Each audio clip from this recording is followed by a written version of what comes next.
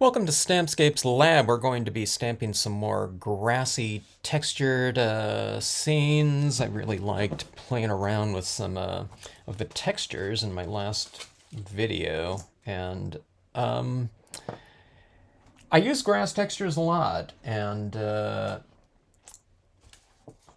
have a lot of different types of imagery, but I don't. Oftentimes, I would say more often than not, it's more of like a filler type of texture that's going around my dominant images, okay? And I mean, it's still that same type of way, but I don't know. I was kind of focusing more on, a larger area of that type of texturing in this last video just to make a point. But I really liked some of the compositions that I came up with there. I mean, it was just real quick types of compositions, but like this one in particular, I really like this one with one of the new night cabins with the sedge bank here. And that's one of my favorite, I don't know, I think that's one of my favorite compositions with the sedge bank to date. Yeah. So I thought I would do that one again. I want to do this one. This one's on a semi-gloss cardstock right here, but I wanted to do a glow-in-the-dark one, I think. I was looking at this and I thought, okay, well, this is a night cabin right here, so maybe we can do this one in a glow-in-the-dark type of scenario here. So let's see. I hear some people coming in here. Let me see. What happened to my window, my chat window here? Comments. There we go. Hello, Linda and Deanna. Deanna! I got some of Deanna's pieces right here, and I was going to use them in a video, but she said, do not use until, whatever, such and such a date. I was like, oh, man, you teased me, because I looked at the pieces before then. It's like, okay, I got, some things that I want to do with those. Can't. Hello, Sandy. But they're awesome pieces again. I can't wait to use them. All right. So let me just do this composition really fast right here because I have the stamps kind of mounted up already. But yeah, some really grassy terrain here, and it should be fun to kind of explore on this type of paper here. All right, so I like using my Brilliance ink on the printable glow-in-the-dark vinyl sticker paper here. I'm also used to saying holographic, but this one's the glow-in-the-dark.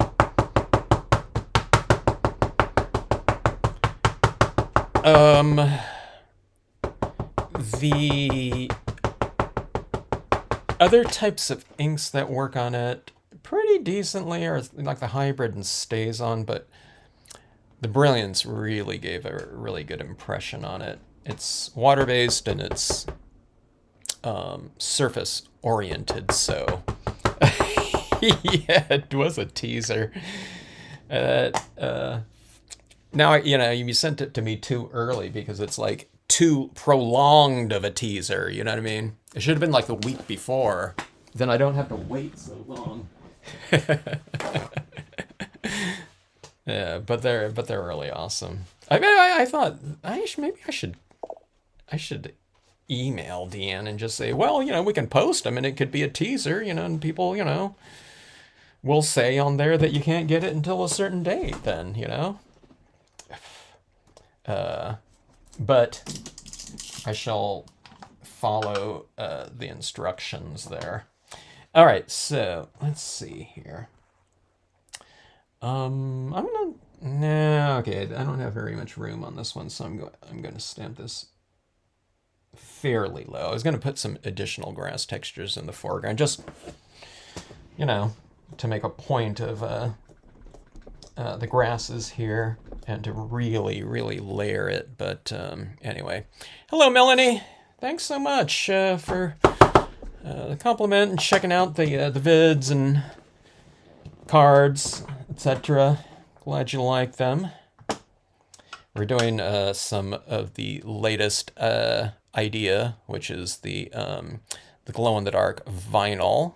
And this is thanks to Linda, who told me about the vinyls, who got the vinyl, but not the printable type, right, Linda? Is that what you said? So Linda got, there's printable vinyl glow-in-the-dark sticker paper. Hello, military mom, how are you? And there's the glow-in-the-dark vinyl, okay? Hello, Debbie. But the printable type, you can use these types of inks just directly on there, okay? Like the Brilliance or the StazOn. If you're going with the non-printable glow-in-the-dark paper, maybe stick with the StazOn on there. I say StazOn as a brand, but I don't know. Are there a bunch of different types of hybrid? I mean, not hybrid, but solvent inks out there on the market? I have no idea. So just kind of keep that in mind.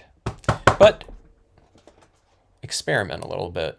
But you know what I mean? I mean, the printable types, though, you know, it's the non-printable types of vinyls. They're probably not going to accept a very large range of different types of inks out there, because a lot of those types of inks just, you know, they need some sort of porous type of surface to absorb into and stain, such as dye-based inks, and other types of inks need something to grab onto, which non-porous surfaces really don't provide. All right, so that's the keyword. You know, if you're ever looking for this stuff and you want the printable type, printable is the keyword on there. All right, so sedge bank, sedge cluster right there, small, and again, the Brilliance ink on your imagery. Building up some grassy terrain here, and I thought, that could be pretty cool, you know, to have all these kind of grasses kind of glowing in the dark. And I think both. So Linda, you know, she got she got the roll of it. She asked me if I wanted some because she got some, you know, she's got enough for a lifetime. But I thought, oh, if that stuff is out there, that's okay. You know what I mean? I got to get my own. You know, because I hadn't checked on the glow-in-the-dark types of papers or materials in a couple of years, and as I was saying in another post from the last video where I was playing around with it, it's cheaper now. So I think there's just a lot more options out there, including, like, you know, as Linda was saying, the roll of it. So thankfully for us, you know, we have some different options, which tends to lower the price of things, you know, the more available a certain type of material is. But you can see like that's in this printable vinyl like that, it has this kind of emulsion coating on there, so I don't know if that's like completely dry yet, but it probably is. You know, it's probably pretty dry to the touch already with your water-based media. Now, I did an experiment, so I know how to add in some additional tones on this now. And there might be other ways to do it, probably other ways, but my black watercolor pencil was perfect to, here it is right here, to add some tones on this like piece, like underneath the waves like that. I like to model things, so we were talking about modeling grass forms and adding some shadows in there and such. I can do that with the watercolor pencil. You just kind of dip it in some water, and it really, you know, it leaves a mark on there and some of that material. I can't blend it at all like that. So what I do is I go back in with a paintbrush and dip this in a little bit of water, not a lot of it, otherwise you're going to spreading it out everywhere. But put a little bit of water on it, kind of get a lot of that water off, and then just kind of go in there and kind of, it's almost like you're dry brushing, a little bit wetter than dry brushing, and you spread out your media in there. You can get all kinds of different gray tones. And I think if you put enough water on this, if you have it in some area that you just don't want, you can go in there, and I'm pretty sure it will almost like remove that paint. But I mean, that paint is down there, and it is really stuck until you put it back into solution with some water. So it's pretty malleable. You know, I don't have the technique down or anything like that, but I have the gist of it. And, you know, so it makes this paper pretty workable, which is really amazing with any type of printable vinyl. I really work the um, the printable holographic, the metallic. I mean, if you can, I don't know, you know, I don't know how to do it because I've tried. I've added the water to this type of thing, and it like completely changes the surface. It's just like spreads out, and it kind of looks weird. And I don't know. It's just if it is workable, I'm gonna have to, you know, really kind of play around with it more and figure it out because I have no clue. But I don't know. At right now, it doesn't seem to be very workable of a surface. Okay, so the sedge filler up here, adding in some additional height up here. And on this one, I might add, I didn't really leave, I don't know. I was going to say I didn't really leave room for like a moon, but we can have a moon like rising like in the background, or a smaller one like this. Maybe that'd be cool. I think I do want to add a moon in this one just because it's glow in the dark, you know. Might as well have something like that on this piece. So anyways, this is glow in the dark, so the whole thing is going to be glowing. So again, I want to add in some shadows in here just so it's not, you know, so we can, I don't know, whatever, direct our lighting in there a little bit more. All right, so let's fill in some additional trees in here. As I was mentioning in the video, I don't know, when was it, yesterday or something like that? There is some grassy textures down below like that. You can add it in the foreground, but I'm just going to use the tops of these ones right here.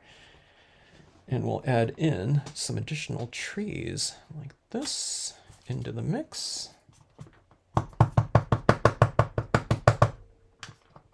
Okay, now if I'm going to have a moon in there, I need to keep that in mind and maybe not, you know, stamp these trees too high, otherwise I'm going to be blocking out a lot of the area, you know, and that will kind of remove the I just double stamped that there. See, it was like sticking in it, lifted up like that, but I'm going to put a moon back there anyway.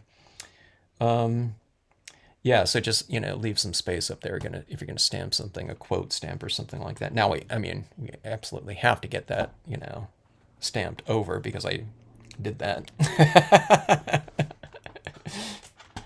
All right, let me see the size here. That looks like that's a pretty good moon. I've been going for my big moon. It's like, if we're gonna have like a moon in there, you know, I've been doing it like big, using this bigger one most of the time lately. Like something like that.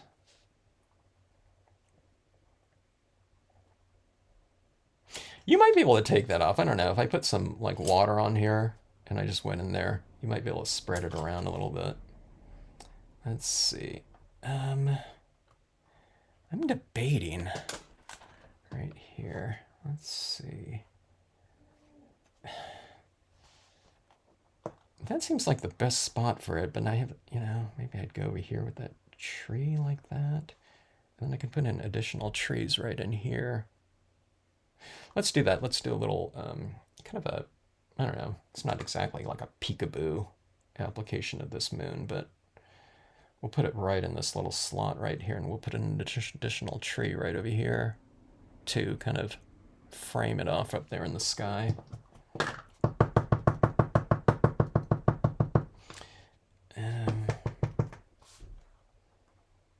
Okay, let's go about right here.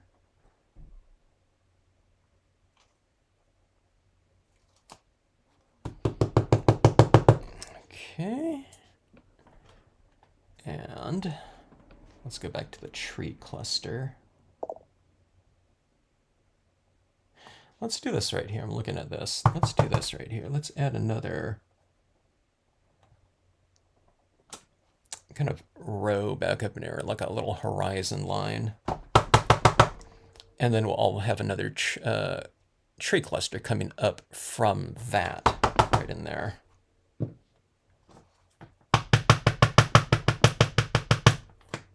Okay. Mask off. And I'll go for roughly about, it's about half of the I'll go for a little bit smaller part of the stamp, just so that it looks a little bit more distant. The more kind of or the less of the tree that you use, the more kind of distant it looks, like, smaller trees. It doesn't really change the scale of them, but you're just using the top of them. But that's how you can kind of have this illusion of distance by just stamping out, less and less of the trees. If you're going to use the same stamp, to represent distance. I mean, if you have like smaller stamps, it's no big deal.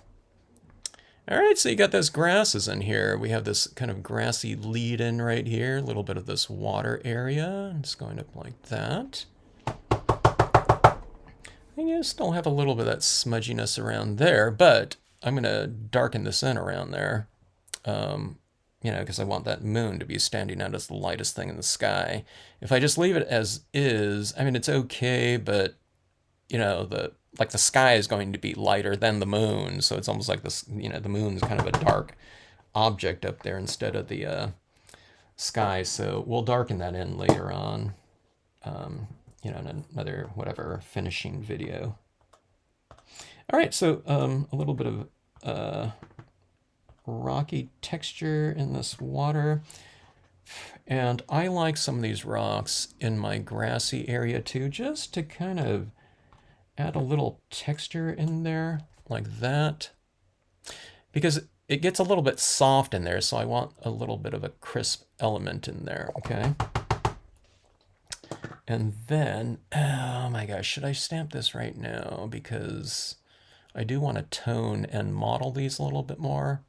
So I'm wondering if I go over this impression with water, if it's going to kind of make it runny when I do that later on. Let's just add it in right now, and I don't know, whatever, we'll consider that when we get around to finishing it off later. In which case it'll be too late to do anything, if it's kind of getting in the way of the technique, though.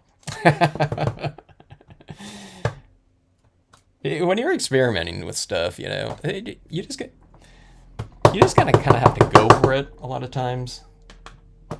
It's just like, if something comes up, then, so be it. But,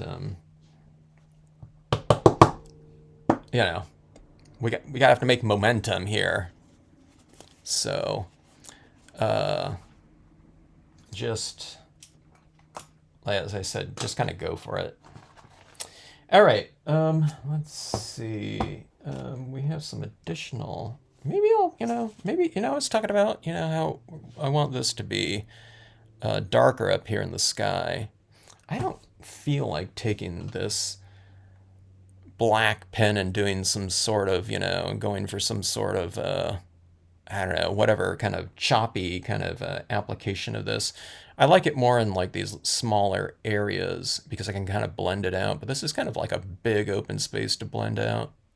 So let's get in some these cloud textures in there. Just that'll kind of help me fill that area in, just with some inherent texture, which will, if it works, will kind of remove a lot of the work needed later on with the kind of a very preliminary kind of notion on how to do that technique with the watercolor on there. Okay, so the easier, the better.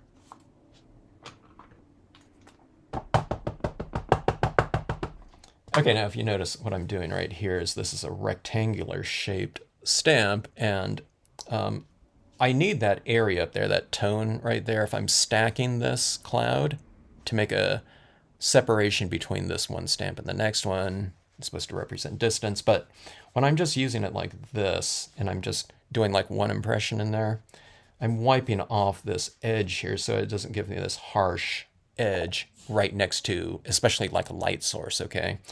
So I'm wiping in here, and I'm really wiping off a good amount, okay? And you can say, well, why did you not just ink it up to begin with? Why don't you just ink right up here? Well, that'll be a really thick ink right there. And what I'm doing is I'm removing a lot of it, but it'll still print out a little bit, very lightly. And then I'm doing like a lighter removal of it right in here. So a heavy removal, lighter removal, so it's stamping out darker, a little bit lighter, and lightest right here. So it's transitioning. So I'm getting a varied impression as opposed to just, inking up right here and just not stamping out that top part, okay? So in an area like this, see this? I'm aiming this cloud towards my light source. This is being top lit right here. If the cloud is, or the moon's underneath there, then I'm stamping this cloud like this. So it's bottom lit, you see what I mean?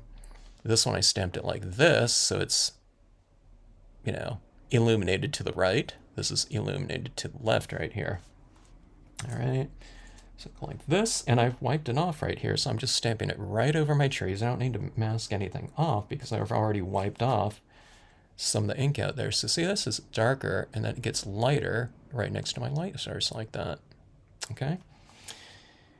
And then, let's see.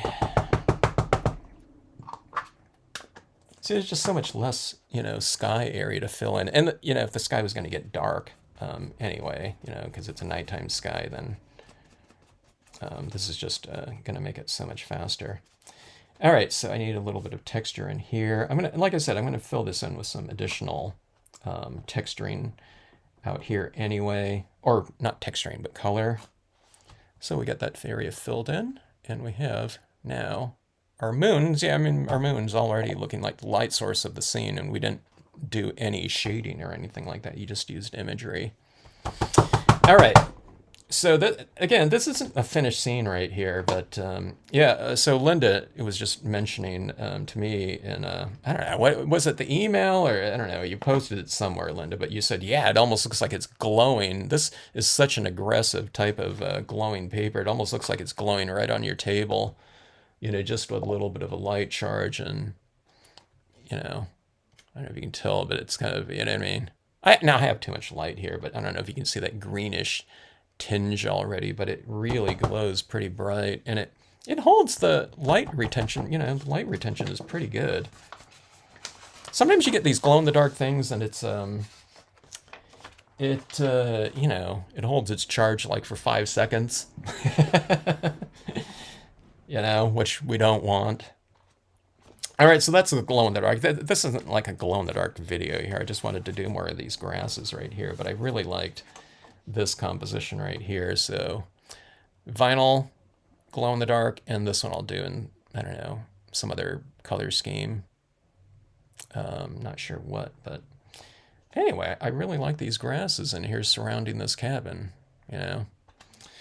All right, so, all right, now, I've been playing around with different usages of the flower field here. So I thought one of the ways I like to, when I'm doing like a really big grassy area, a lot of times it's like this slope like that where you're overlooking into, over whatever you want to look down into. If it's trees on the side of a cliff, it could be, the ocean or something like that, or anything of that sort. So, okay, so this is a half-page card like this. I'm going to put this flower field like this right in here, and then I'm going to have this kind of slopey grass area right here, like we're looking off of a hill, and like farms are, they're usually in the lower area of the valley where all the nutrients, collect, and let's see here. So let me get my bearings here. So this is going to go like that. I need to really, do a pretty good sloped area right here, I think. Or I could have it like this and this. I don't know, that might look kind of weird. Let's do it like this. Let's something like this. So I'm gonna have to go up maybe right from here to here. So it's like right here to here. So this big, huge grassy slope right here might be kind of interesting. Okay, let me see here. I'm missing some notes here.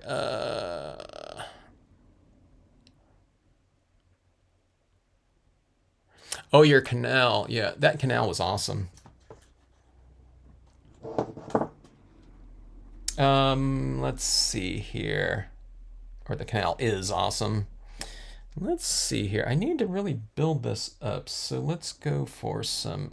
Let me see how many of these grassy layers I can add on here and really build up this area in here. I usually don't build up a whole area, using like 8 grassy textures or something like that. I mean, you could, but let's go like this. Let me go with the grass texture on here. This is a piece of semi-gloss cardstock. It was like a scrap piece that I was using here. So from scrap to scene. That was one of the themes of a previous video that I was doing.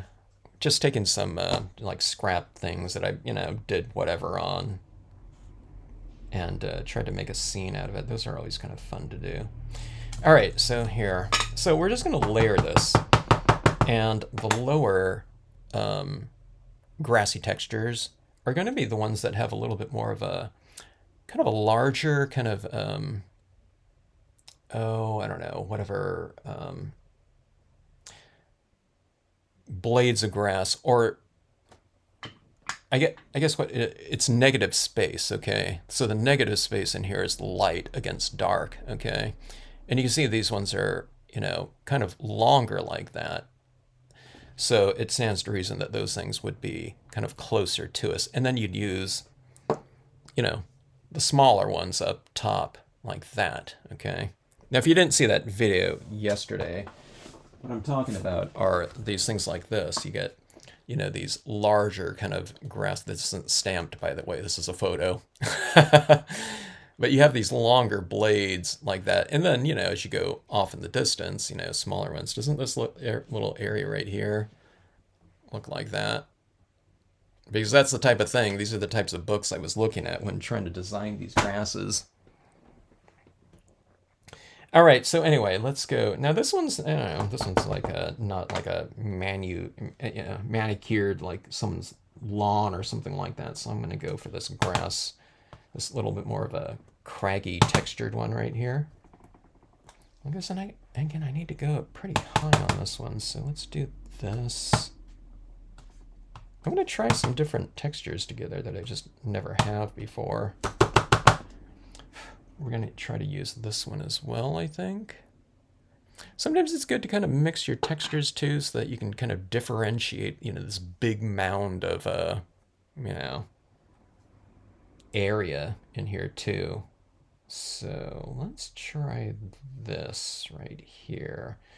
Again, I've never used the this one with this one, because this one's like really new.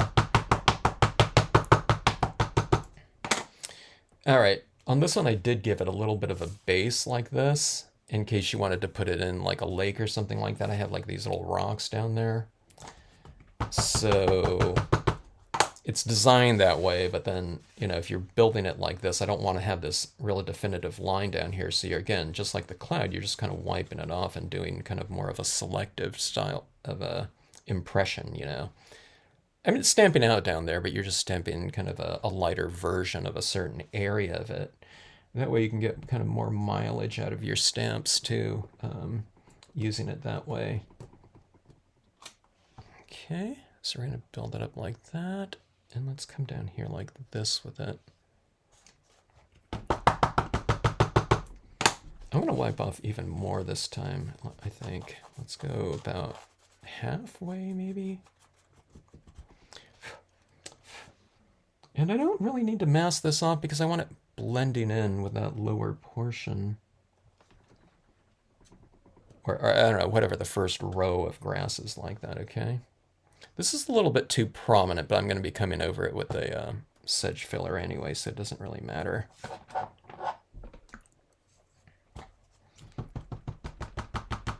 Okay, let's do this right here.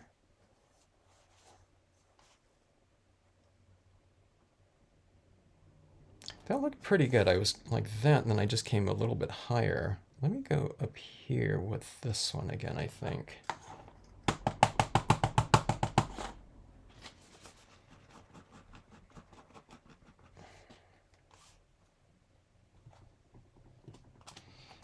Okay.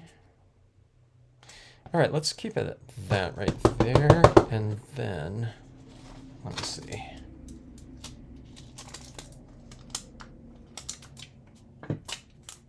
I don't want this harsh edge over here just going like that, so I need to kind of block it off with some grassy. Or I can put a tree over here, actually, maybe. You know, a tree can be blocking that off. Let's get it blocked off with a decent amount of grasses, though, first. Okay, so we're going kind of like large, you know, formations like this. Ew, where did it go? Here we go. This one's a little bit smaller. I mean, it's pretty tall too, but you know, the edges are, you know, smaller than that.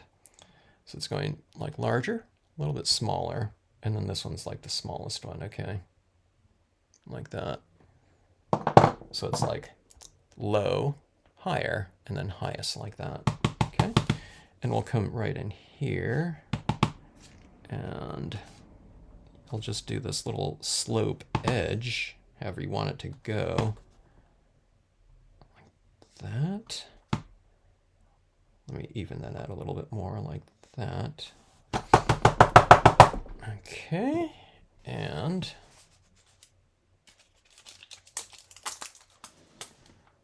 let's see.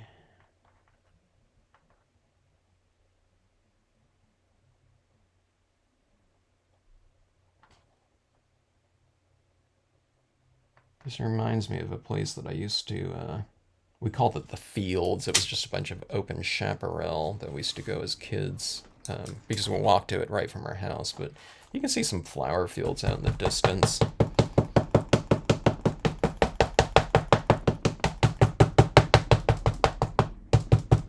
All right, so we have that. Now we need to mask off this slope right here. And to have like a really, really precise mask is really important. That's a joke, folks. You're thinking, wait, what? You know, that was, that's the mask. All right, so be like that right there. I have a little bit of it showing, like a 1/4 inch or something like that. And see, this is going to go like this, okay? And I don't want this side to be too harsh because that's where I'm going to have like a tree going in there. So again, you just kind of wipe off that area to give it a little bit of a softer impression or lighter impression. And that's where we'll have some other type of tree in front of it. So again, I won't have this harsh line like that in there, just like the, you know, the cloud and the other composition. All right, let's see here.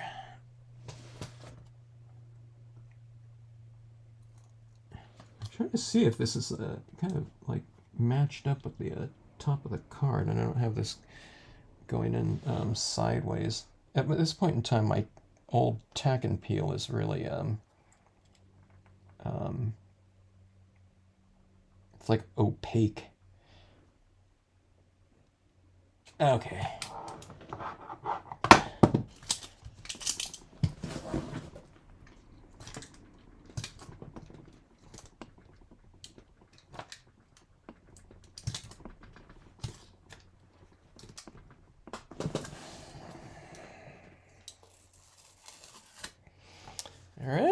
So that's kind of going off like that. It's not a big hill. It's just like the, you know, the base of the hill going down to the field like that.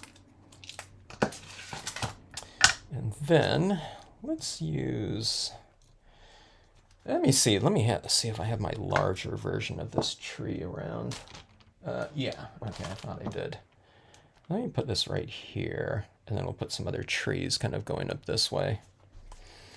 Let's see. I would never think to add that rocky texture in the grass like that. I always do it because my textures in my grasses, they often get kind of muddled with too much tone, okay? Let me see if I did it in...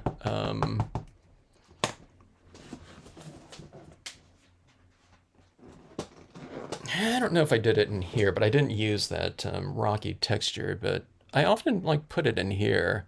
But see, on this one right here, the definition of all these grasses was kind of brought out with the use of the paint pens in here to give it a little shimmer like that. But that's a little white dot, but the grass, but those little rocky textures like a black dot, so it's almost like the yin and yang of, you know, that type of texturing.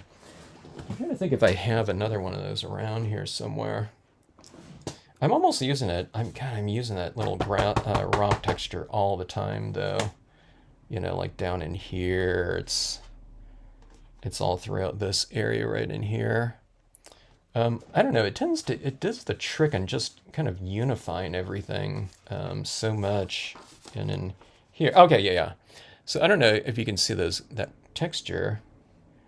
That rock texture like this, but see, it's all through here. So this area in here would just be that grass, but then you put that rock in there like that. It's gonna, you know, it's very obscure, but then those same rocks are down here and more prominent in that reflective area. And then you have them down here again, like this. So in these areas, it kind of represents kind of the shallower water depth. Because you can see the rocks, you know, sticking out of the water, or they can be below the water. But then you have that up here in this area up here for continuity.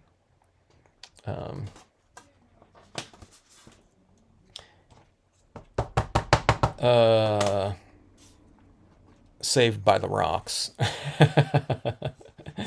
It gets rid of my muddled kind of areas a lot of times.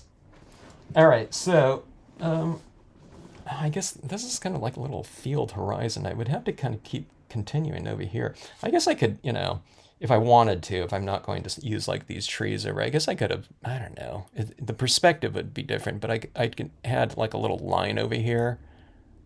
Just, I don't know, with something else. But, you know, in scenic stamping, we just, if we have a problem, if we have a problem area, we just cover it up with trees, right?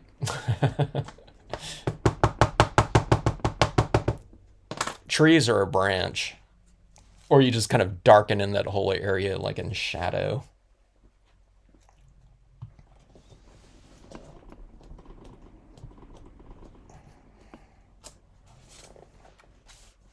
Or what else do we do in scenic stamping if we don't like an area? If there's like a problem area, we just crop it, huh? We just chop it off the scene, I guess, too. Okay, let's see here.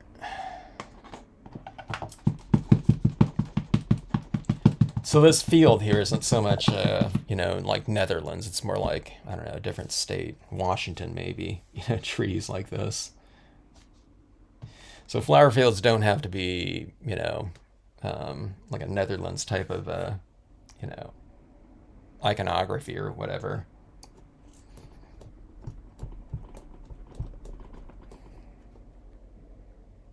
All right, so just putting another little tree out this side to kind of, you know, frame things off a little bit. Now see this, I need some kind of like area up top there like that. And what I would do is if I wasn't going to put anything up there, I was just going to do a horizon with some mountains or something like that. What I would do is I would take this, and I would go along right here, and I would just take some tone and I would sponge in a little bit of a straighter line right there to carry that line out into those trees. But I think an easier thing to do, which I plan on doing anyway, I was thinking about this barn would be kind of cool, like right in here. So I'll just stamp that right there, and this one has this straight line anyway, so that'll put that line right back into there. I don't know if that's a horizon line. I guess it. I don't know. It's like an end of the field, but it's a horizontal whatever vanishing point line, I guess. Okay, so let's see. I'm just going to go and match that up roughly like that, and go like this. There's just enough space for that barn. I mean, it could be going off the top of the page too, but I wouldn't want to get like, if this was like a 1/4 inch, I probably wouldn't put the barn in there. Something like that. All right. And let's see. Oh, there's Linda's address right on this scrap paper right here. This is when I was mailing out your pieces. Okay, let me see here. I have, where did that row of that sedgy, it's not sedgy, but this little row of trees here.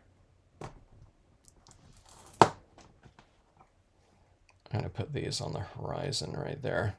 This is one of those little clustery types of things that's within the new set that I've always kind of wanted. It's like this nothing little stamp, but it's like one of those little kind of detail kind of stamps that's comes in handy in areas like this, just to kind of break up the horizon a little bit, from that straight kind of line like that. So I'll throw this in like so, and we'll add this like that, kind of overlap down into there a little bit. But see, it's like little more distant kind of trees. A lot of times I've just used the tops of other trees, but now it's like, okay, I just have this. I don't have to just kind of like, dissect another existing tree. But again, that's what I do when I don't have something.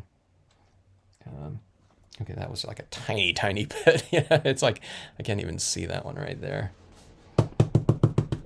All right. Have that.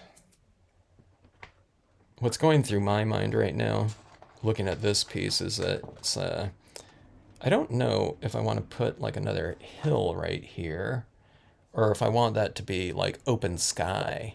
You know what I mean? I could put like a hill in the background and that could be green or something like that. Or maybe that would be more in the theme, if I do like these green grasses right in here or something like that, then I could have a grassy hill back in there and this would look like much more like a valley. But that area right there would look pretty interesting with like a sky, like a horizon sky. Maybe I'll wait and kind of when I'm finishing off these pieces a little bit more, I'll decide at that point in time. Okay, now we have this area down here. Now this is going to get colored in with all kinds of different greens and things like that, various different values. Doesn't have to be green, could be brown or something like that, but like more like a summer or fall type of setting.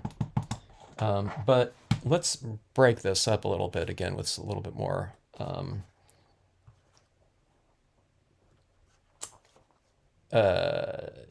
more texture, more of a textural change and grass height. Okay, so going in here like so, like this. I don't think I've done so much grasses, so many grasses before in the compositions.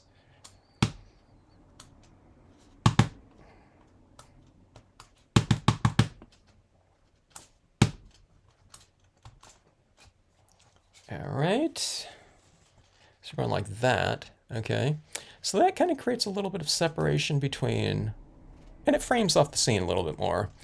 But then, let's do this here too. So what you do is you come up here, I don't know if you could see it. I mean, I know where it is. But this texture went to right here before we went into this other type of grass texture. So what you can do is you can kind of mask off some of this, and it doesn't have to be like exact at all, you know, in this little area in here. But what you do is you come up in here like this and mask some of it off or all of it off if you want to. Mask off anywhere you want to within this space. And then maybe you use a smaller amount of this grass right here to create a little bit more of a separation between those two layers like that, okay? So let's come up here like this, and we'll come over here like that.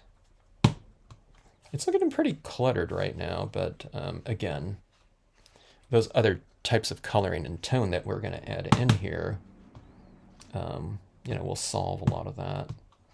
But we'll get, you know, a little bit of, you know, some richness and variation within this space like that. Okay. All right. So, oh, okay. So if I leave this area up just as is and put a little color or something like that in there too, what this does, if I have like a word stamp, I don't think I can do a quote unless it's like a really thin one, but, and you can put like a word or quote stamp right up here too, and that would be kind of interesting. So yeah, I'll leave that like that right there. But again, here's, you know, kind of working with the grasses again. I mean, definitely this whole thing is really going to be about those flower fields in there. But, you know, this grassy slope in here really plays a pretty significant role in the overall composition in terms of space. And you can also make it pretty rich in terms of, you know, just different types of lighting in there, you know, and we'll develop all these, you know, different types of lights and darks in here. But look, this is like a dark area right here. But look at how bright this green is right here. Remember, brightness is a matter of intensity, not in terms of lightness, okay? Lightness is value, you know, having something lighter, but it's like a yellow-green up here. This is like a Christmas, well, I don't know if it's a Christmas green, but kind of more of like a, you know, a neutral green. It's not warm or cool, you know what I mean? It's more kind of like it right in the middle. So you, this almost has like this orangish tinge to it. So that's what you can do in your grasses, and you can model it, you know, however way you want it to be. If you're going to do it in California, you know, this would be like all brown, you know, instead of greens, usually, right? Unless it's springtime. And, you know, when we get some decent rains, it's pretty cool, you know, to get all the hills green, things like that. All right, so there's some more grasses like that. And so these are the compositions we're looking at right here. I mean, this isn't like a really super big, prominent, you know, grassy area, but we have these grassy areas kind of going up that way. So, you know, one way is like extreme grassy layering. But I don't know, I'm having kind of some fun with it. I haven't gotten, you know, like I said, I haven't really added like that amount in there before. This one might kind of be interesting. If I can stamp this dark enough, I don't know if I can add this in here, but this Lady Rider would be kind of interesting, like right here, kind of overlooking those fields. You can do it right here, I guess. Like I can put them right here if I make like this row like something light, like white flowers or yellow flowers or something like that. I mean, it could all be the same colors, but kind of going with the multi-tone colors has been really fun. So anyways, there's a composition like that with the grasses. Let's do, I don't know, one or two more with these grasses here. Maybe using them in a little bit of a different setting here. Let's go with a smaller one here. And let me see. Composing in my head. I don't think I've used these, this horse and foal in a scene yet here. Okay. Let me see what that might look like. Let me grab my fences. Okay, so let's do this. Like outside of the fence, it's like a really grassy area, and then we'll go with this fenced off area and have the horses right in the background there. I don't know if I'm gonna, or do we do it like this? Because then I have a little bit more space up top here. How you got that? I don't think I've used like a real thick area of grass in front of these fences before, but I don't know. It seems like it could be like a, you know, a scenario that you might see out there, you know, outside the fence line. It's, you know, kind of open meadow or something like that. So let's figure this out here. Let's just go with this same texture like this.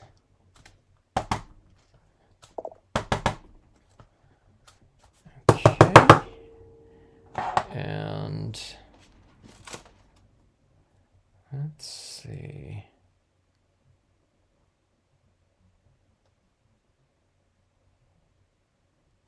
We're figuring this out on the fly. As you can see. Okay.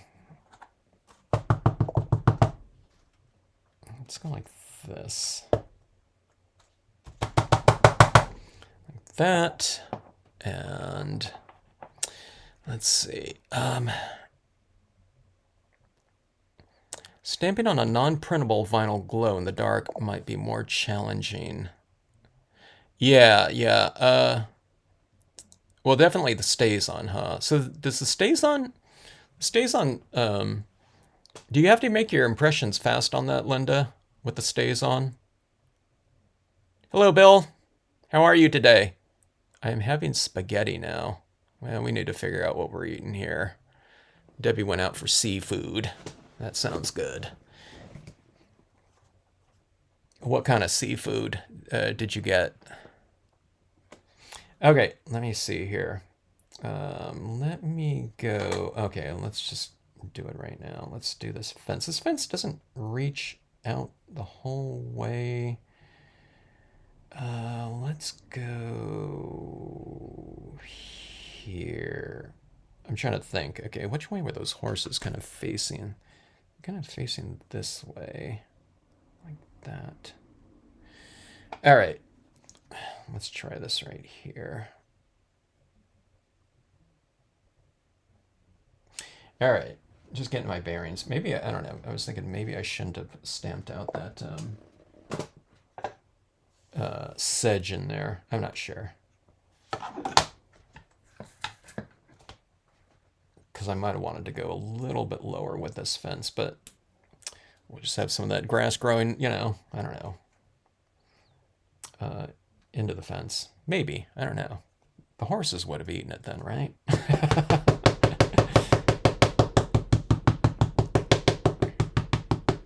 Okay, let's see here.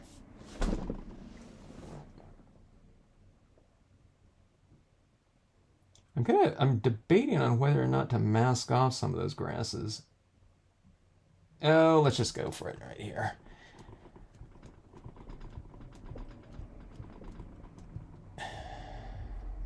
Like that. And then, let me see here. What I usually do to carry those out like that, I usually hit it with this other side right here. So here's two sides of this right here, but you can kind of go like this too. See how this kind of matches up right there? Okay, so I do this, but I don't necessarily want the post in there because I already have the post right there. So you just take this fence and now if you have a stamp positioner and you can stamp down, you can probably, you know, get a little bit more exacting, you know, with your placement of this, but I don't know. We just kind of eyeball it here. Okay, so I'm going to ink up those posts, and if I don't go get it merging exactly, I just fill it in with a pen. All right, so see that right there? Let me see, let me go over a little bit more. Okay, let's see. This and go into it a little bit like that. I don't know if I matched it up height-wise, but yeah, it came out perfect. You know, you guys are always, you know, so worried about it and don't trust me.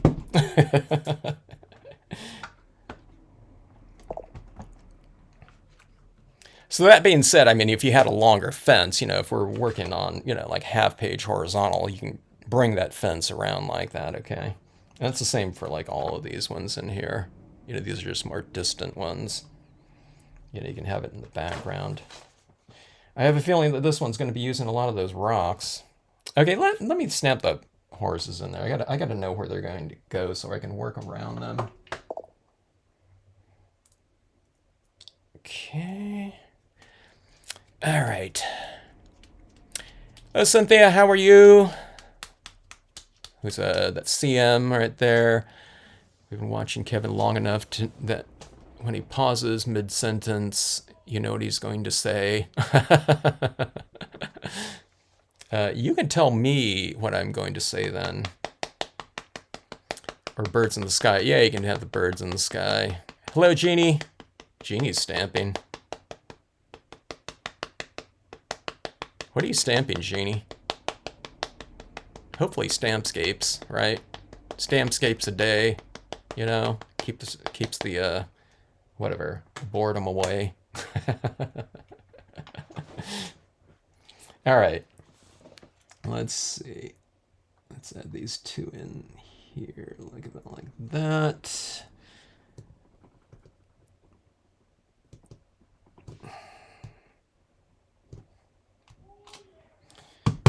Right, and let's see.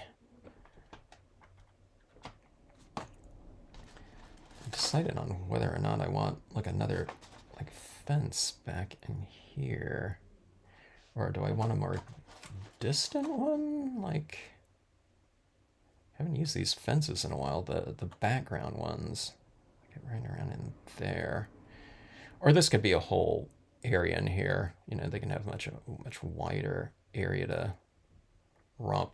Let me see something here with these fences. Okay, I need to get my bearings here with these ones right here. Let me stamp this out real fast. I haven't been stamping long enough to know, to be able to read things backwards, obviously. Let me see right here. Or I need the photo of these fences. Let me see. I think it's like this. Jeannie, you did some interesting things with those fences. On I don't know. There was a couple. I don't know. You've done scenes over time, but let me see. Okay, that one was going up like that. Let me see. Or is that? You can snap these ones either way. Okay, that one's the upward slope, I think, like that.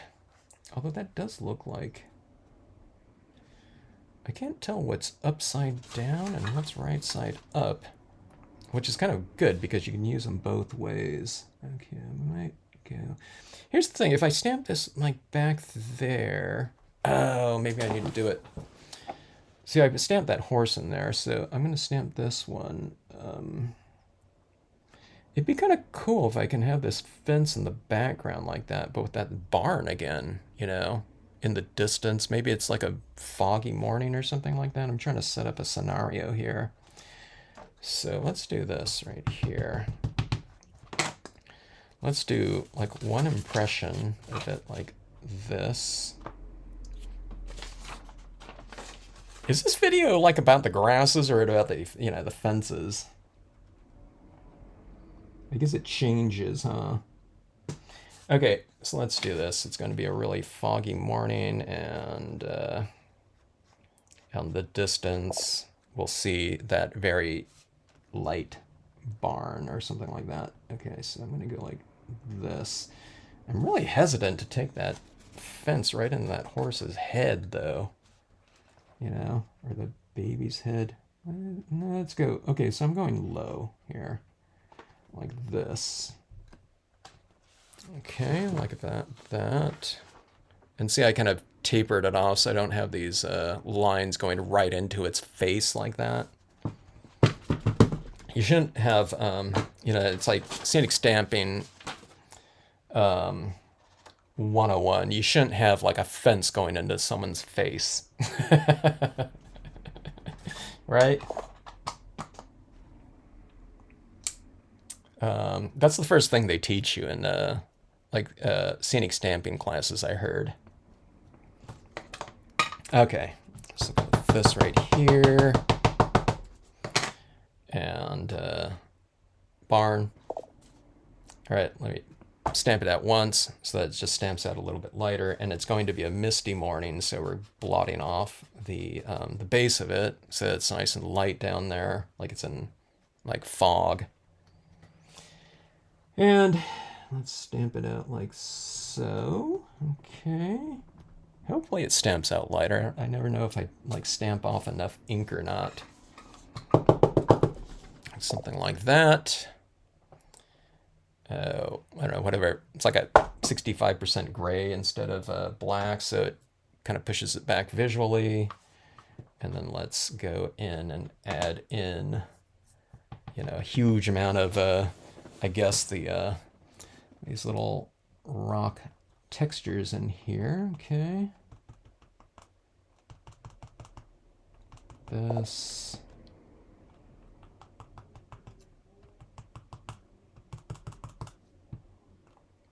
If this, I don't know what color this is going to be. Maybe this is going to be a grayscale piece, but if you know what color scheme you're going to use in here, you can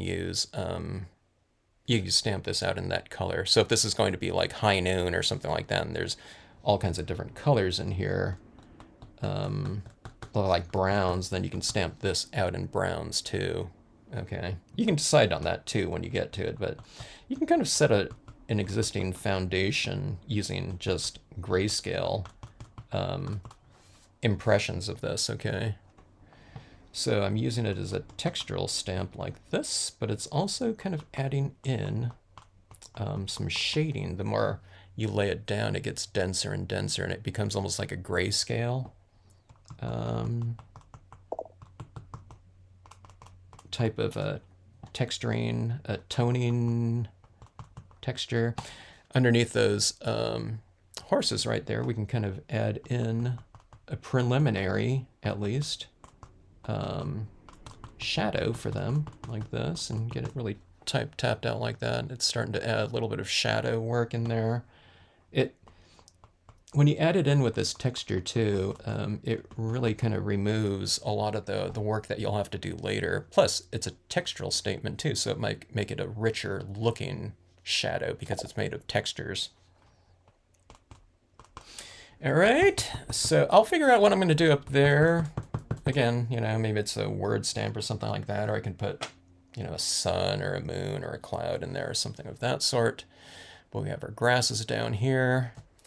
And then let's add in a little bit of extra depth within those grasses. Again, so here's like 3 layers of grasses right here.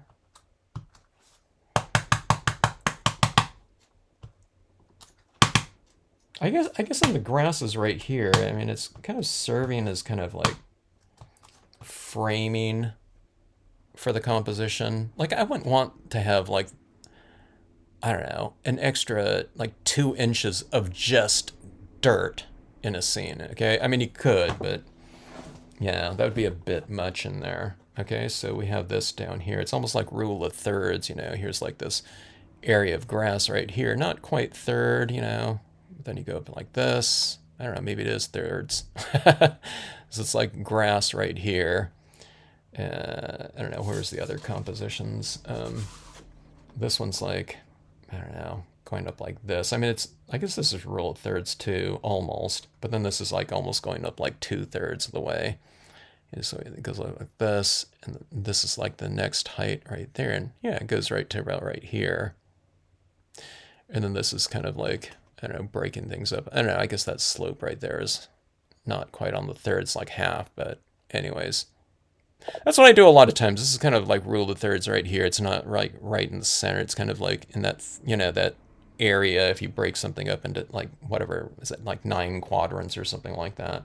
So you don't have to think about any of this. I'm not thinking about this when I'm doing it, but I usually put things a little bit off center, in my pieces.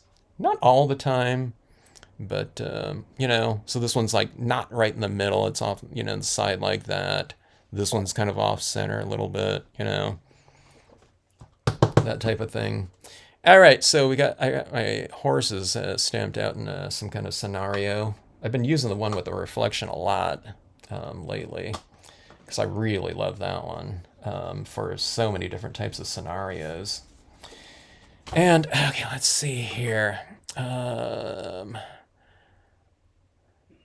Debbie's stamping tomorrow in a marathon session. She said she's stamping. She's going to try to make it like a 24 hours straight with Stampscapes. And we can see that in her live stream. I had to take a break for anniversary dinner. Oh, happy anniversary. Wow. What was it today, Linda? You can have like an anniversary live stream Stampscapes viewing together, couples that watch Stampscapes together stay together. Let's see. Oh, Deanna had to run. What is Deanna on? Is she on Mountain Time? I should stamp as fast as Kevin. How long did that take you to do that canal piece? That was a pretty in-depth piece right there. Okay, let's see. Peach cobbler. Who did the peach cobbler? Debbie did the peach cobbler. Send some of it over this way. Oh, you didn't scene with the new stamps? You mean like the flower fields and stuff like that?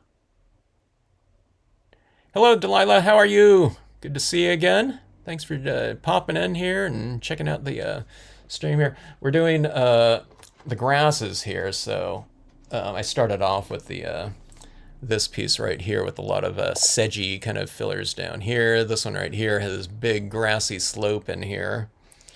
And then we just had this little kind of entry point for, this little whatever farm scenario like that, or whatever ranch scenario. This one's more of the farm, of course. But I'm just talking about kind of the layering of grassy textures in an area. Let's do something like really, really extreme here, okay? Let's do this. Let me do something on the glow-in-the-dark again. I'm going to do this whole grassy slope right here. And let's do this, the big... I'm trying to think of a way to do this right here. And let's do it with this big, gigantic moon. But let's have this character like this.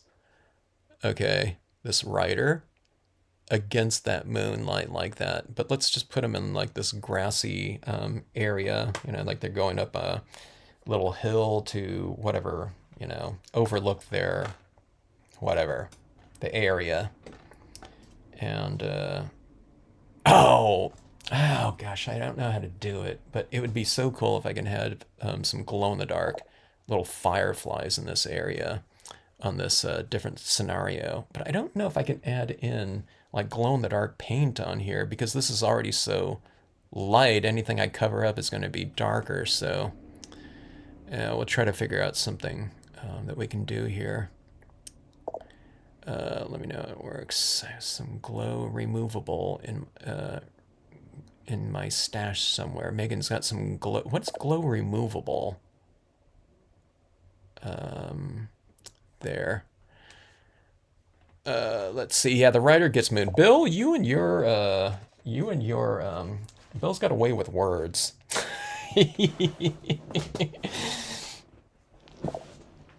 With certain types of, risque themes. But I love it. Okay. Let's see here. Let's do this. Oh, here, I come up with a different one here. Let's do this little water side one, and then just really push some depth. So this is like representing something like it's really close to us, okay? All right, I need to switch inks here, and let me put this one out of the way so I'm not tempted to grab it, which has happened in these live streams.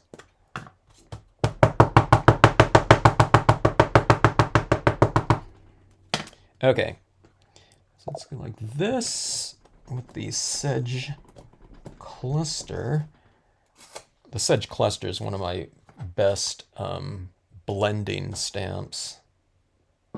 You can do like a 5 foot long scene if you want to, and just use only the sedge cluster like this to do the whole kind of edge of your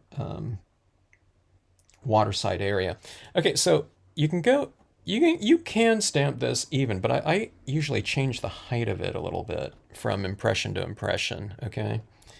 And that just changes, it just varies things slightly. I mean, you can see this one can go low like this, so you have this bank that's just not so straight across like that, although I didn't do that one a whole lot higher. But let's go like that. So that's the closest one. And then let's do,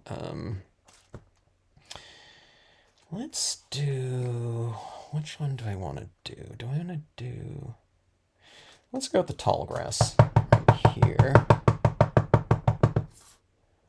All right. And I'll make a little bit of a slope with that, like this. Now this is all going to get kind of blended in and modeled later on, okay? So this one's kind of the most reminiscent of these types of things, okay? Right here.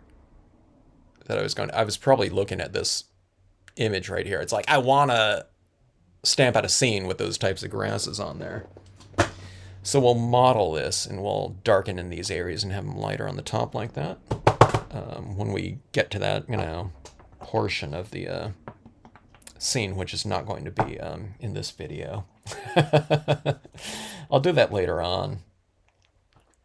And, okay, let's see. Let's go with the sedge. I need room for that moon up there, so let's see. How high should we go? Maybe just no higher than like about right here. I mean, the one thing about moons too is they can always be rising from, behind objects too, so you don't have to have the whole thing in there. And I'll make this a little bit of a slope. Okay. Like this. Oops, that's a little bit blotchy there. This is a really, really thick ink. So like that. All right, and our figure like this, and our moon, oops, it's about like this. I don't want that. Let's go with a little bit more of an exciting, dynamic angle on here. Okay, let me wipe off the edge on this one right here. I'm gonna change the angle and slope of this a lot more.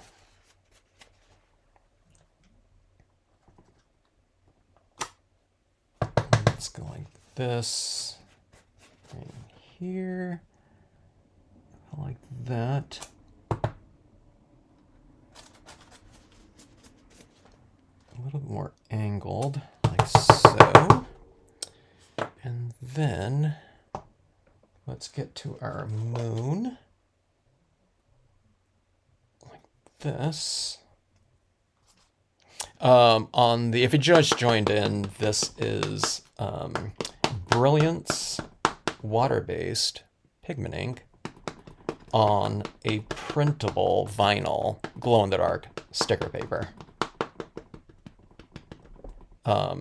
If you're using just glow-in-the-dark vinyl, then instead of using this, go with like a stays-on ink. Okay. All right, so I'm going to wipe off the bottom of this a little bit, just this line right here. I might mask it off a little bit.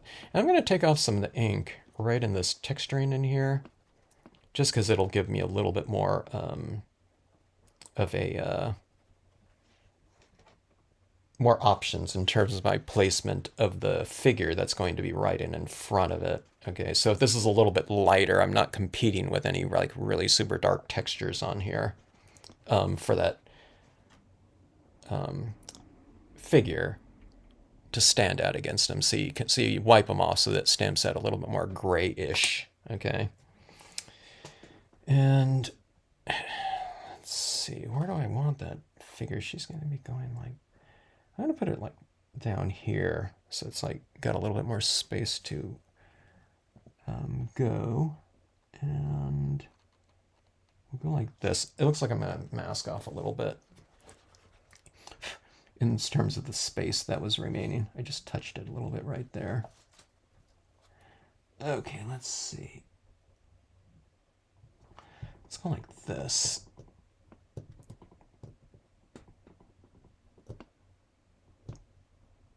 I don't have my cover on the tack and peel, so it's all sticky or tacky.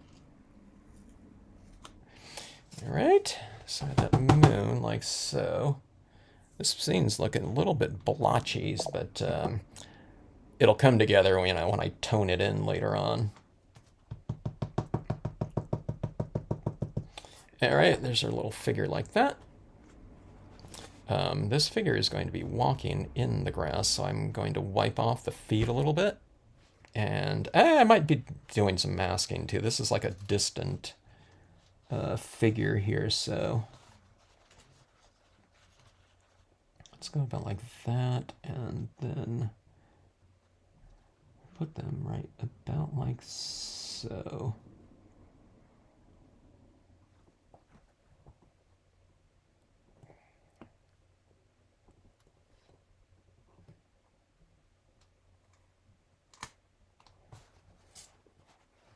All right, so they're kind of on the other side of that grassy slope right there.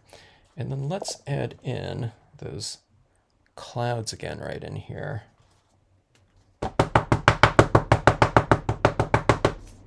Again, because I want that moon to be nice and light, so I want this additional texturing to remove the need to fill in that entire area with whatever darkness, okay?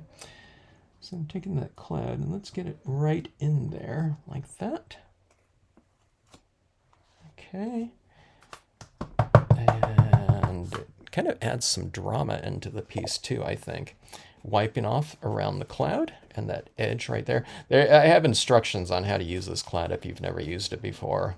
It shows you kind of what to do and what not to do.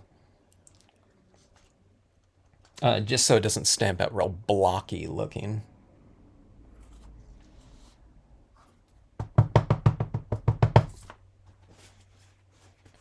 Okay, and let's see, let's wipe off a pretty good amount, so I'm coming in right here. Like so. Look at that atmosphere.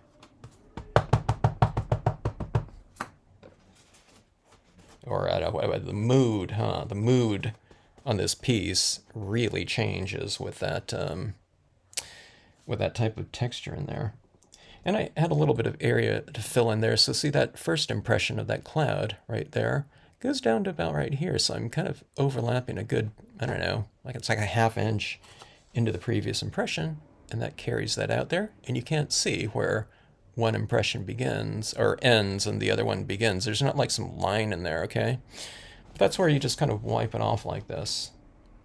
Now, it's especially true if you're doing a literally super dark ink. If it's like a powder blue ink and you're doing like a high noon scene, you don't necessarily need to wipe it off because it's just a lighter color to begin with. But this is like as dark of a, ink as you can get here. So, it's a good idea to kind of wipe it off.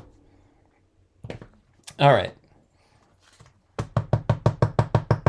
It's just an easy process to wipe off like that. And it just, it just removes the need for, having a delicate touch or anything like that when stamping it out. All right, so some additional grass textures down here, like so. Or reeds, I guess, like that. This area in here will get mottled and toned in with some extra whatever, grayscale values. I got pretty harsh in, some of these areas right here. I should have wiped off some of the, the perimeter of these stamps a little bit. But again, this is going to get, kind of darker anyway with these.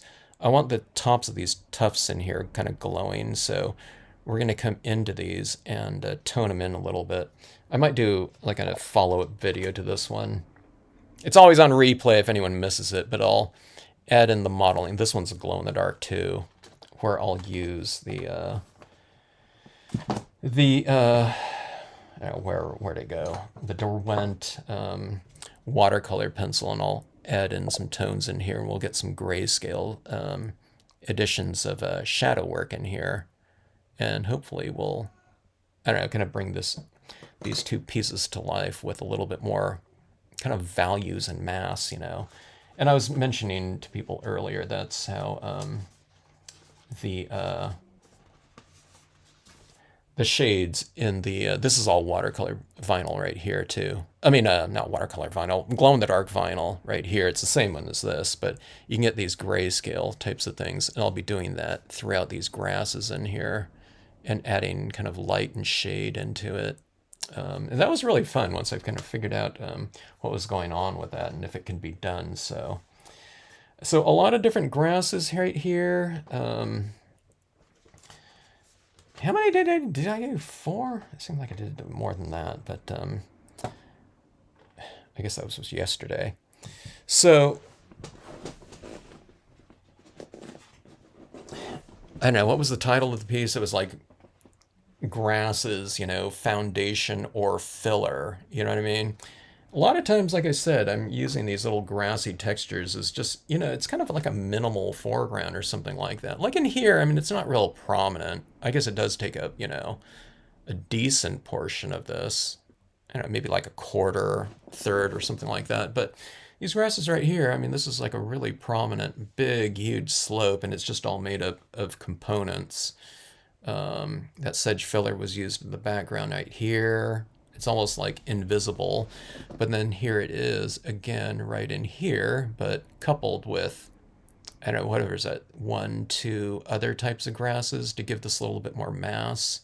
Now this is really busy in here and cluttered, but when you add in, some additional tones and coloring like that, it will mellow those areas out, and it'll give it a little bit more definition. We'll be adding in different texturing in them. But they can probably, they can play a pretty significant role. I guess I'm still not, it's not like you're going to look at this scene right here. If I color these flowers in with a bunch of different colors, when someone looks at that piece there, they're not going to be saying, oh my God, look at the grasses right there, But it does kind of create a really nice framing for the piece. And on this one right here, this last one right here, I mean, it's really the entire foundation for the piece and lead in for the the subject matter is created with those grasses like that, and it should be kind of interesting to see them in a glow in the dark setting and to get that type of illumination. I just, like I said, I really wish there was some way to add in like some fireflies into this setting right here. But this is a really strong glow in the dark vinyl, and if I tried to add in, let's say I've made some areas kind of darker in here, maybe I can put like a big, like a glob of this glow in the dark paint over a dark area, and maybe it would, glow. I'm not quite sure, because if I don't get like 2 or 3 coats with this one, this glow in the dark paint is a little anemic, and again, especially in relation to something like this. I mean, this works pretty good, but it doesn't work good for like a tiny little dot. It holds the light like for like 2 seconds or something. Oh, but I forgot, but we do have those luminous powders too. Oh God, there's so many different things. I need to use those luminous powders. So, Linda, did you get the luminous powders? So we have these glow-in-the-dark powders, too. Have I used those? I can't remember if I've used the glow-in-the-dark powders as something, but I can't remember. See, I can put some glue down here, And this is like a luminous powder right here, which is glow-in-the-dark powder. This is already glowing like, it's like pouring out of here. Oh, the lid's open. I thought, what the heck? Maybe I did use it on here. It's pouring out right now. But I can put some like a little powder down here, and you know, that's what it looks like. And maybe we can get these things kind of like glowing in a little bit of an extra, I don't know, kind of unusual way or something like that. Or if I put like a little dot down, like in this grassy meadow or something like that. Maybe if you sprinkle on some luminous powder over a dot of some of that acrylic glow in the dark, maybe that, yeah, we might be able to get something with that going. So, but those types of things should be kind of interesting in these grasses right here. So maybe I'll do that on this one right here. I'll have some like on this paper right here. I'll just do some little fireflies in these grassy areas like this. It might not glow in the dark, but it'll look kind of, man, that glow in the dark powder got everywhere. It's like, those luminous powders are super, super fine. And these bottles aren't really carefully closed like that. So anyways, we'll see what we can come up with. And see if we can come up with something interesting. Let's see. A lot of grasses, Linda. I've never pulled like a bunch, like, I don't know, not all the grasses, but a lot of them out and kind of just played around with them all at the same time. There. Let's see. You use them on the moons. I know I use them on the moons, and I know I use them in the ocean surf before. Like in the waves down here, but I don't think I've used it yet. Well, I just got this paper the other day, so I haven't used the luminous powders on the glow-in-the-dark vinyl. The biggest question I'd have, though, if we put those luminous powders on here to kind of glow and look like, you know, like sea mist. Like, see, that luminous powder might be kind of interesting up here, where this is already like a super strong glow-in-the-dark vinyl. Maybe I could put it like up here in those splashing waves on this type of thing, you know, where this is just like a photograph. You know, that might be kind of interesting. Or like these clouds in here on this photo, if there's a little way or a small way to get a little bit of a like a graceful addition of some of that powder onto some of these clouds like that, where they're kind of like softly glowing, that would be amazing. But I guess the only way to do that would be maybe you take some glue or something like that on a paintbrush. Maybe not this one, but if you had like a flathead paintbrush, and then you dabbed a little bit like this, you know, so you get like a really light application of glue or that acrylic paint where it's still a little bit wet, and then you sprinkle some of that luminous powder on there. So you get this really light application of that powder in there. That might be kind of interesting. It would just be a matter if that powder would be strong enough in such a thin application to glow in there.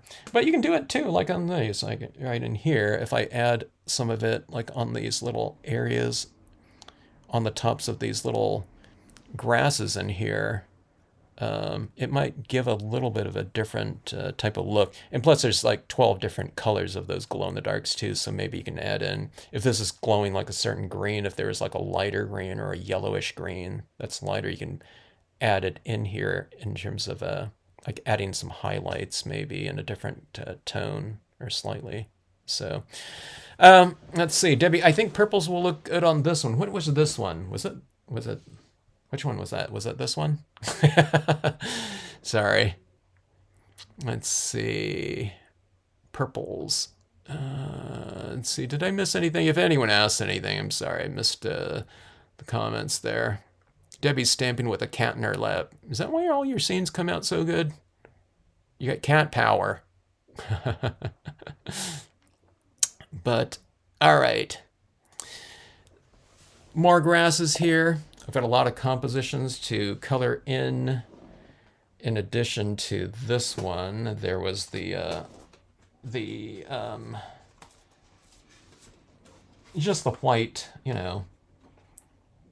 semi-gloss cardstock one. Like I said, I really like that. Look at that sedge bank like that with the cabins like that. I've been putting. I put another cabin, I think, with in that wooded area, but I haven't been playing around with those cabins. Just, I mean, here's still some water down here, but it could just be this like meadow out here or like a wetlands type of scenario. But I really like this look here with all these grassy slopes around that area like that. Kind of opens up some more possibilities, I guess. All right, folks. Let's see. I didn't buy the luminous powders yet. Okay. We got so much stuff, Linda, Everyone, we got to use all these different things. I don't like, getting into like something like way too new. Unless it's going to be something that's going to be introducing something that's, quite a bit different for me these days. So the glow in the darks are something that's like really, and plus glow in the darks are just like fun, and it kind of opens up a lot of different possibilities in terms of whatever the interactive, they whatever they really they reward like an interactive kind of a relationship with them, because we take them into the dark with us, what are there aren't too many cards that we're like doing stuff like that with, we're looking at cards, usually, my cards usually, you just look at it in normal daylight or something like that, but a little glow in the dark, they're taking it in, dark room or something like that and checking it out, or, if they get it on a mantle when they flip off the lights and, you can look across there and it's going to be glowing, against that far wall or something like that. So that's kind of cool. It has a little bit of something that's different that's going on with it.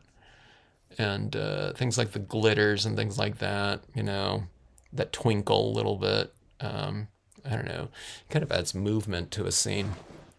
All right, I'm rambling on like I always do. There's too many different types of cool ideas that come about with these kind of experiments here. So, yeah, we just got to find time to do them all.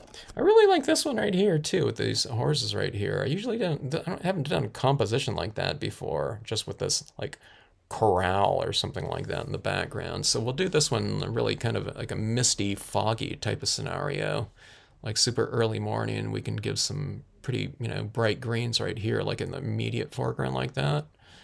I think that might look pretty cool. But, yeah. Thanks so much for joining in. Let's see. I should stop now. The single horse.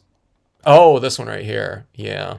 Well, this one's on the paper right here, so I can't really color it too many different tones. Or can I? That's what I was thinking about. I have the black colored pencil in this one, or the black watercolor pencils, but I mean, there's a whole set of some different colors. Yeah, maybe I'll play around with it and see if I can blend some other tones on that, rather than just adding shadow work. So, yeah. All right. Good night, everyone. Thanks for joining in. Hope to see you in the next live. Forgive my non-capitalization here. All right, folks. Hope to see you on the next one, which will probably be toning in one or two of these pieces right here. I don't know. It's going to be hard for it to not be those glow-in-the-darks, though. Those are really fun to play around with at this point in time.